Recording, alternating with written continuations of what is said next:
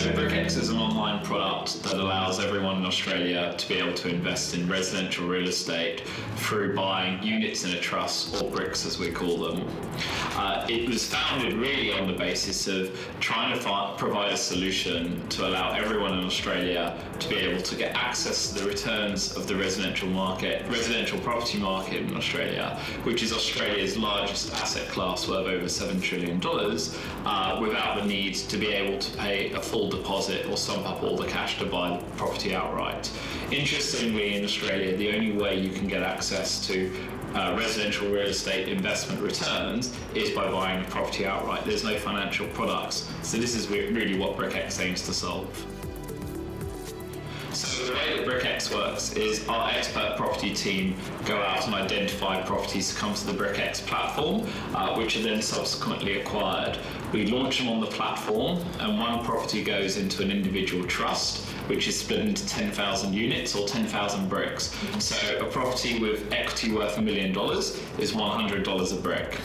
Investors can then buy those bricks on BrickX, and that brick entitles them to any monthly rental income and also potential capital returns from the platform. And there's no fixed holding periods, so when investors want to sell their bricks, they can put them up for sale on the BrickX platform.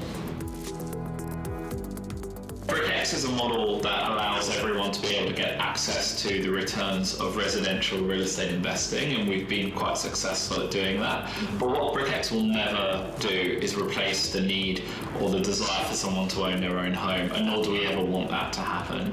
So occasionally people may say, hey, why would I do this rather than owning my own home? And the reality is we're not trying to replace that. In fact, BrickX can be used as a savings tool to be able to get you into your own home, but this should never be viewed as the replacement of having your own home. So it will be no surprise when I tell you that everyone seems to be interested in BrickX. The affinity for property in Australia is obviously very high, and we've got investors from the age of 18 all the way through to 82. The reasons they're using BrickX are actually quite different depending on their life stages. So those under 35, we know that 74% of them have never actually owned residential real estate before or invested in residential real estate before. So for those guys, they're really using BrickX as the way to get into the property market for the first time. And they include students who are just learning about the property market, to those saving a housing deposit, or even parents saving a housing deposit on behalf of their children.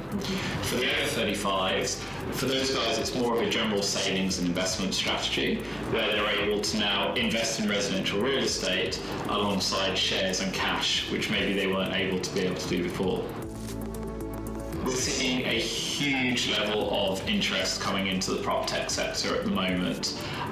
We're seeing a lot of venture capitalist funds raising specific funds to tackle PropTech, and we're also seeing a lot of innovation from incumbent players. Where we think that we're going to see the greatest success or the greatest, evolution of services to the market are really in improving products or experiences that we think are broken at the moment. So we're seeing a lot of people trying to tackle property management and improve the experience for tenants and for owners, and also make it more transparent and make it more responsive. And through it, we've seen a number of apps launched there. We also think other models such as BrickX will solve for the accessibility to property, not just residential, but also commercial and industrial, etc.